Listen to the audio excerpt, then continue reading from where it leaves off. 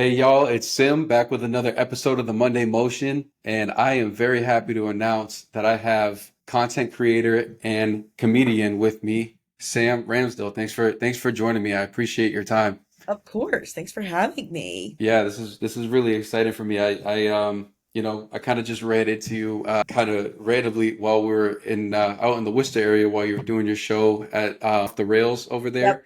Yep. So I had some friends over there that, funny enough, like I knew one of them, and then I met a bunch of their other kind of mutual friends that night, and they had another ticket to your show. So I was like, yeah, That's awesome. Oh, you're I from Worcester? Do you live in Worcester? I actually live in Sterling, so I'm about Oh, 20 okay. minutes out. Yeah, so I'm close to the area, and Sweet. it kind of just worked out. And then you had your little meet and greet at the end. I was like, oh, I gotta see if you'd be willing to join the podcast. Of So course. yeah, Of course. yeah. So as you know, and as I gave you a little bit of background, there's a business kind of aspect to this podcast. I talk a lot about branding, which is something that you're obviously very successful at. You've accumulated millions of followers on TikTok and Instagram, and you have a kind of a knack for branding. So that's kind of where I wanted to begin here. Like anything on the branding side, or like here's a better question. Where did your journey kind of start, and when did you know like you could potentially make a career out of what you're doing right now? Yeah. Well, very like long story short, like I was trying to make it like in the entertainment world. I was trying to do stand-up comedy. I was doing improv comedy. I live outside New York City. So like pre-COVID, I was like going into New York City like nights a week, after I worked a full-time job, going into the city.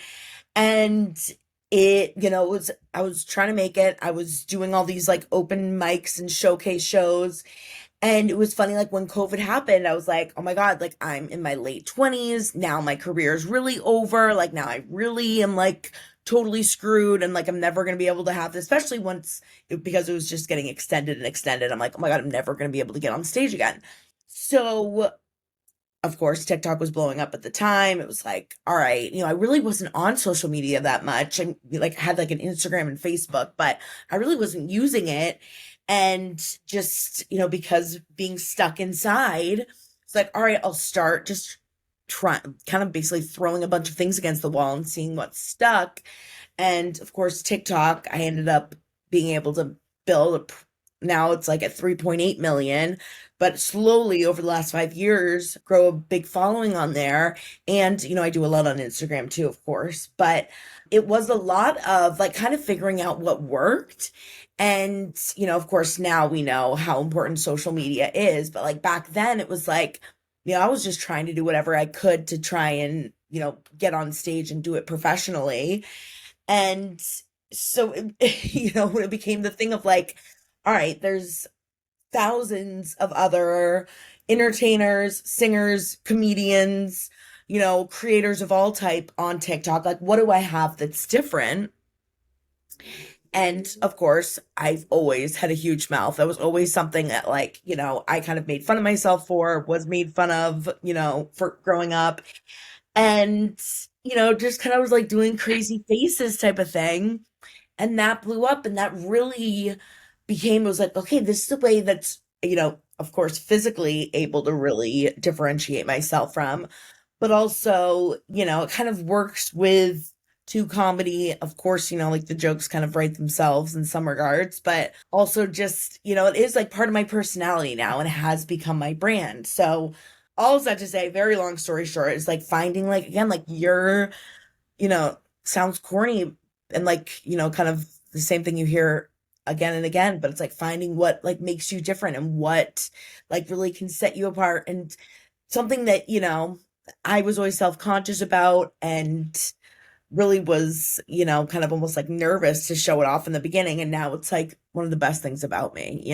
Yeah, yeah, totally. And that's a big piece that I wanted a couple touch on a couple different things that you mentioned there. That's a really big piece, I think is embracing something that you might expect that the public might not love about you, and then later find out that that's the thing that people love the most about you. And um, Really. I can speak to, I don't know if you recall when I first met you, I walk with a little bit of a limp because I have spina bifida, and that's kind of the reason that I didn't yeah. even So that's something that I have that I appreciate that you talk about those things Yeah. and embracing them, and instead of kind of putting them on the back burner, because somebody might look at that, and yes, you go through middle school and high school and people have pretty snarky things to say because everybody's immature and doesn't understand where you're coming from, but later in life you find some, hopefully you find some great people that really understand, everybody's different. Everybody has their little quirks. Everybody has their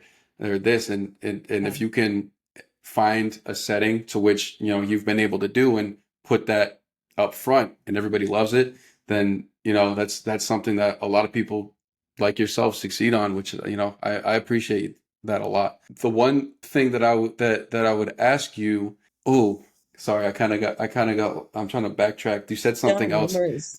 You said something else there that I really liked, but it'll come back to me. Yeah, yeah, no So worries. so here's a good place to kind of pick up then, is how do you handle any sort of negative feedback or online criticism that you might receive? Because anybody that kind of puts themselves out there to that extent, you obviously receive some of that. So what do you think is a good way of handling that? I know, and I don't mean to ramble, but I know that in your show that I went to, you had a little bit of it where you would just you would read off all the insults and put it, as part of your show, which was really cool. But is there anything else in there that you like to mention? Yeah, I think the biggest thing is, of course, in this line of work, like in any public, when you're in the public eye in any sort of way, you're going to get negative. You're going to get the trolls. You're going to get negativity.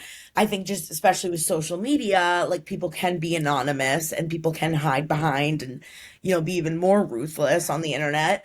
So, feel like now, and I think a lot of creators feel this way too. It's like your haters, like if it's part of it, like you just like it almost is like embracing them. Like first of all, if I the negative comments just make my videos go more viral, and just, it's like I wish they knew that like when people comment or like, share my videos, like, every time they do that, it's just to my videos into my page. Hmm. So it's kind of like, your haters end up being kind of like your biggest fans.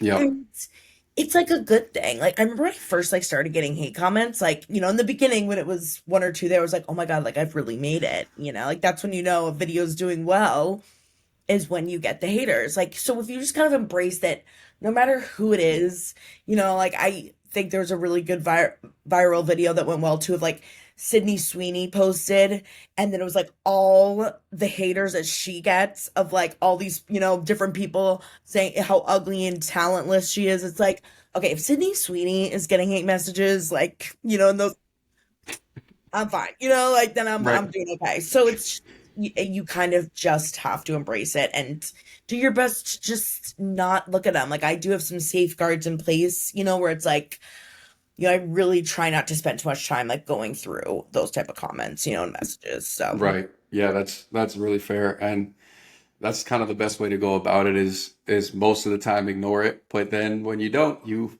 put it in your show and put everybody. exactly, yeah, and using it, is like, and I think it's cool that a lot of people do that too. It's like reading off, the mean tweets, like whatever late night show kind of like started that idea. Yeah. Because it is like some of them are just so ridiculous, and then you go to their profile and it's like, really? Like Hmm. and anyone who comments that type of stuff, like you really think, whoever's like in that mind frame, like they have to be in a really bad place. Because I feel like if I've never, of course, like I would never comment something that ruthless on people's videos or people's content, but like, what my like type of mindset I would have to be in to like be that mean to someone, like obviously that person like has bigger issues going on if like that's what they're spending their time doing. Hmm. It's also kind of how I think of it. Yeah, that's a great point.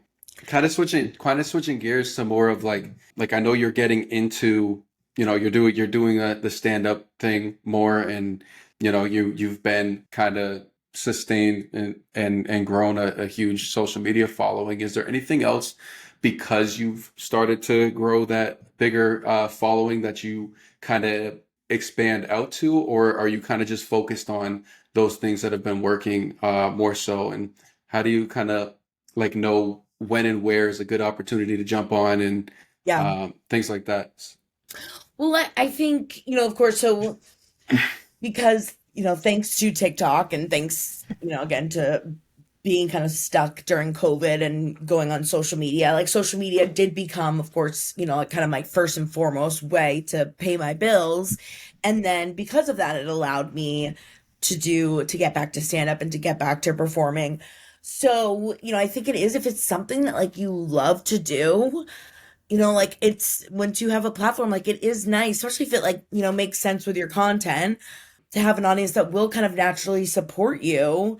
Right. And I think, you said, of course, just know that like anything when you start out something new, like you're gonna suck in the beginning. And that's especially Hmm. in stand up, like you kind of have to just suck for a while and know that that's just like part of the journey. And it's nice to also like have like either things you're passionate about or and this is a great example with TikTok. Like one day TikTok could just go away. I mean, it did for whatever 12 hours, but who knows what's going to happen with TikTok. It's good to kind of branch out and have, not all of your eggs in one basket and have other things you're passionate about that aren't like always on your phone 24/7. Like it's just nice that like I have a part of my life that I'm not feeling like I have to be, all social media 24/7. Right. Yeah, that's a great point. And that's kind of what I'm starting to figure out too. Yeah. Is like I love the podcasting, I love posting content, but I want it to relate to something that I put out there in the real world so that when you Yeah. see me, I'm the same brand, I'm the same person that you're going to see Yeah. out there in the real world as you see, behind the mic when I go to do a podcast episode. So I love that Yeah. that you mentioned that because that's really important.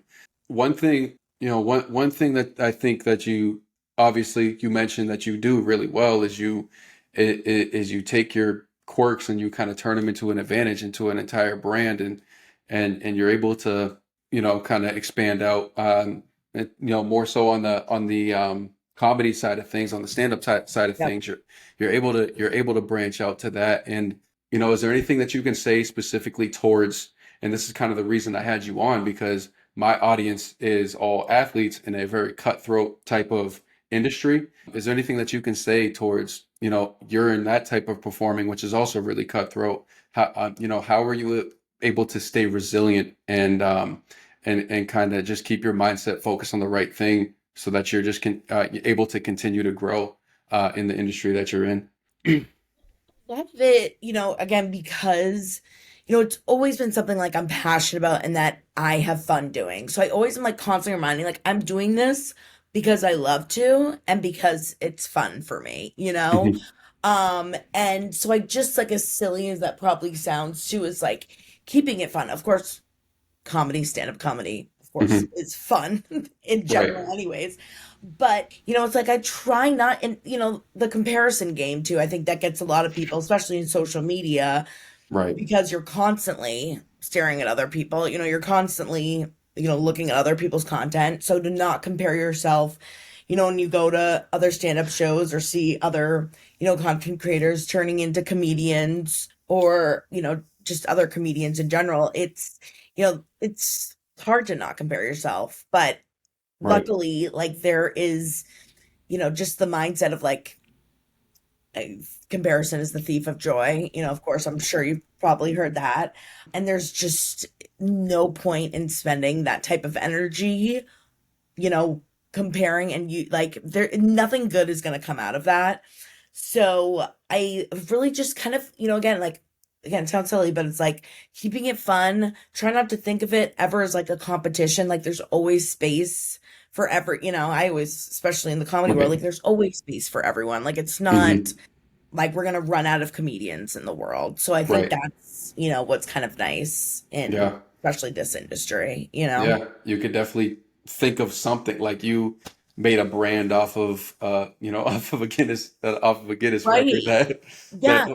like how does that like that's kind of crazy to think about. And there's kind of if you think about it that way, there's unlimited types of niches that you can get into that like I think that somebody that I love that opened for you when we were at Off the Rails, he was a janitor before he got into Such he Jimmy is, and yeah. he's so funny, and like, yeah, that is like a perfect, another great like example of Mm-hmm. like branding off of something like you never would think you could make a brand off of, but like he's Mm-hmm. killing it.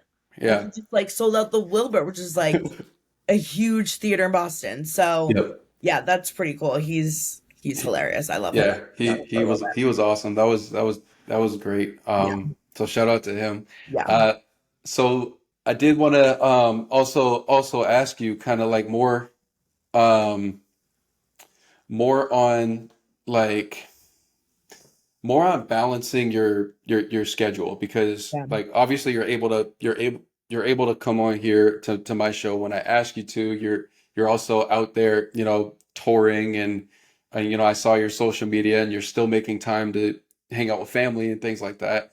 Like, so how do you balance it? That's a big question that everybody looks for is like yes, I want to work and I'm a hard worker, but at some point like I'm looking for, you know, the ability to, you know, do those other things that I love to do on my own time. So how do you balance it? So balance, I feel like is always like you're always going to be searching for it. You know, like I even right now, like I don't know if I am like, you know, like some days I'm like, Mhm. I think I am balancing things okay. And then other days I'm like, you know, it's crazy. There's especially again, like in this industry, like there's super, super busy times when I'm like, oh my God, traveling nonstop. And then there's other times where it's like, okay, you know, like I'm bored. Like I need, you know, like give me something to do. Mhm. So I feel like it's just like a constant balance, depending to like if I am like kind of more in tour mode, you know, the live shows, like that dictates a lot of kind of my time because just with the travel and, you know, rehearsing and going over stuff with like my openers and all that. So that can be a big time suck. But, you know, again, I love to do it. And the social media stuff, like, you know, just kind of comes along with it. And I think a lot of people, you know, I have built an audience that, you know, it's kind of like, yeah, we love to see kind of the more of like the behind the scenes and like what goes on, you know, when you're Mhm. traveling for shows and stuff. So, you know, it differs, but I feel like, you know, again, I just try and keep it as like fun as, you know, as much as I can. Just like Mhm. you know, I should be having fun. Right. And I do, you know, like I do have it's like this job is crazy that I am able to do this. Like every Yeah. day I'm like, wow, how is this a job? Yeah. And that's a good way of looking at it too, is you know, eventually work hard enough and then you find a job that doesn't feel like a job. And No, uh, yeah, you know, and I'm slowly starting to figure that one out myself. And like I still be fully transparent. I still got to go to work. I still work 8 hour shifts and then come home and do this. yep. But in doing these podcasts, I get to have conversations with people like yourself. I get to have conversations with previously I did one with Drew Hanlon, who's an NBA skills coach. Cool. That was really cool. You know, so it opens up a lot of opportunities that like I'm not always chasing the bag, so to speak, and I'm just able to sit here and have conversations with people that do cool things. So that's really important. So this is the Monday motion. With that being said, I started this to have people start their week on a positive note, and the episodes kind of, you know, that I drop the episodes on Monday to start people's week on a positive note. That being said, I like to ask the question, is there any sort of quote or something a parent might have told you, a book passage that really resonates with you know, that you live by that's helped you elevate in your career? So I love this. I was just looking at this and I was like, Hmm. this is such a good quote. And especially like for a lot of people who are trying to, you know, who are just like kind of in, you know, trying to get into a new industry. So Hmm. this will go, it's, you're not doing it wrong. You're just in the part that makes most people quit. Yeah. And like, and then there was just kind of like this discussion on this about like sometimes like it can be really easy to start something because you're like super excited. It's like something's brand new. Like it's, you know, it's like something, you know, that you haven't done before. So you kind of like get this high from it. But then there becomes this part where you're like, okay, now I've been doing this for a while. Hmm. Where's, you know, either like the money or the followers or whatever you were hoping to get from it, where a lot of people quit. And I think, that is always a reminder that it's like the people who quote unquote win or get the $1 million podcast or get to do a full comedy tour are the ones who just never gave up. Right. And, so it's like, no matter who you talk to, no matter what successful person in any line of business, no one was an overnight success. Like it can seem that way. It can Right. always seem that way, but no one was an overnight success. And, that's just, again, the difference between someone who gives up and someone who's a winner is, yeah, just never quitting, isn't, not being able to say, I'm done, I'm giving up. So I always like that as a kind of a reminder on those hard days, especially because like you never feel like you made it. Like even now, like I still don't feel like, I still have a lot more to do and, a Right. lot more goals to hit. So on those days when I'm like, "Ugh," like, I Hmm. didn't get this X, Y, or Z, because I do still audition for some stuff too. And it's like, no, you're not, you're not giving up. You're not, I'm not wrong. I'm not bad at this. Like I'm Hmm. in the part where a lot of people quit and I just need to keep going. That's a really great outlet. Yeah. Um, it's all about continued growth, and sometimes that looks like for certain people. And I saw something along these lines the other day, and I can't remember where I saw it, but it said something along the lines of you might need to take a step back and rebrand yourself, or take a step back and adjust. And uh, that doesn't mean that you have to, that you have to go crazy trying the same things either. Right. Which a lot of people think that too is like, oh, I'm working hard, like, Right. but are you working strategically? Because that's part of the game too. Like, and that's something that people miss. So, I like to add that as well. Yeah. You did mention you have a lot more to do. Is there anything that comes to mind in particular of things that you might have coming up? Well, of course, in my head, I was, my dream, like since I was a little girl, Hmm. was to be on Broadway. So that has always been like my bucket list dream, like either in a comedic sense, like of course, like you can have like a comedy show on Broadway, doing a Broadway show. I mean, that's like kind of like bucket list dream goals on my vision board every year. Hmm. But even just like, getting bigger venues, like doing more, of these shows, getting more, people attending and having more sold out shows and getting to do bigger theaters, always, of course, too, like growing my social media. Like I always, I would love to get to, again, like another big vision is to hit 1 million on Instagram and hit 5 million on TikTok. So, Right. so there's always, of course, I always am trying to kind of keep setting the goals higher. Hmm. But yeah, it's, and even too, getting into singing and doing some singing stuff. Right. That was kind of, Hmm. one of like my first loves. So getting back to that. So, there's always things and, I'm trying to get better and can have moments where it's like, damn, it's For tough, sure. but Yeah, for sure. yeah, Yeah, I totally agree. If you ever come back out to Worcester and do a show, I'm definitely there. yes, yes. Um, If that not was great. Boston, I always come Boston out to the too. area because Hmm. I think I'd mentioned to the show, I'm from Maine. Yep.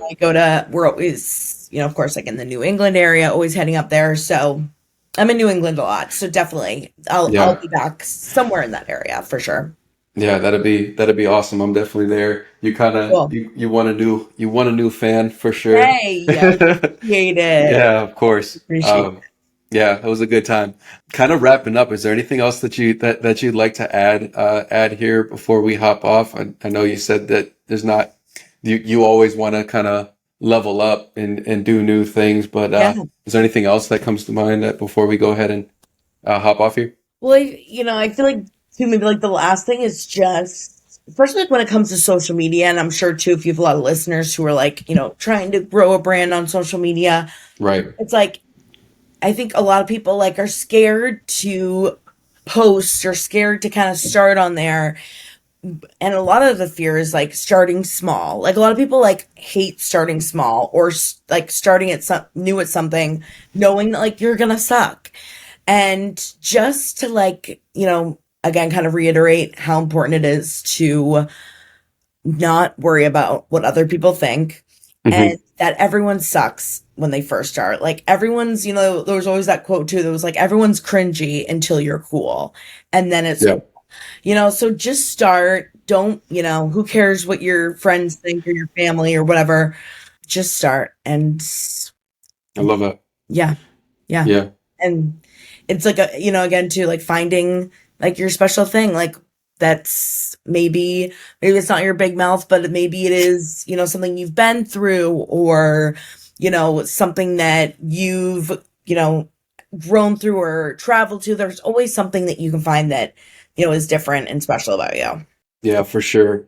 I'm glad you said that too, because I can kind of speak to that as well. Starting this podcast, I'm in the process of just rebranding everything and figuring things out because like I started off like I'm the type of person that I have a little bit of the opposite issue of like if I commit to doing something, I'm head on, I'm going for it, Oh, good. I'm committed, but that can have its it's kind of drawbacks too because yeah, you have the people that just won't do anything and just won't post, which if you're going to do anything, you need to just start. But for me, it was the kind of issue of okay, I have a Patreon out, I have a website out, I have everything else out, and that can have its issues because now you're kind of biting off more than you can chew, and then the problem becomes can I handle this myself or with one other person, that Yeah. or like that you're dealing with at a smaller stage. So I'm glad you mentioned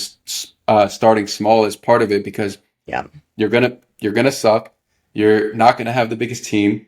You Yeah. know, sometimes no team if nobody else wants to Yeah. be involved in what you're Yeah. doing. So Yeah. so Most of the time. do the things that you love to do, and in doing that, then you'll add other people that are passionate about what Yeah. you're doing. So Yeah. The success will yeah, come. Yeah. for sure. For sure. That's kind of all the questions I had here for you, but if you'd like to plug anything else, tell people where to follow you if they haven't already and Yeah. stuff like that. Yeah, I was just gonna say you can follow, again, I'm on most of like the big platforms, of course, like Instagram, TikTok, Facebook, all those, Hmm. YouTube, Sam Ramsdell 5. And I post like all my shows, all my live shows and stuff like that on my Instagram and my and in my bio. So you'll see the link to my shows right in my bios of my social media. Awesome. You're around. Okay. Cool. So Sam Ramsdell, thanks so much for joining me. I really appreciate your time. This was great. Thank you so much. I appreciate it. It was so Of fun. course. Awesome.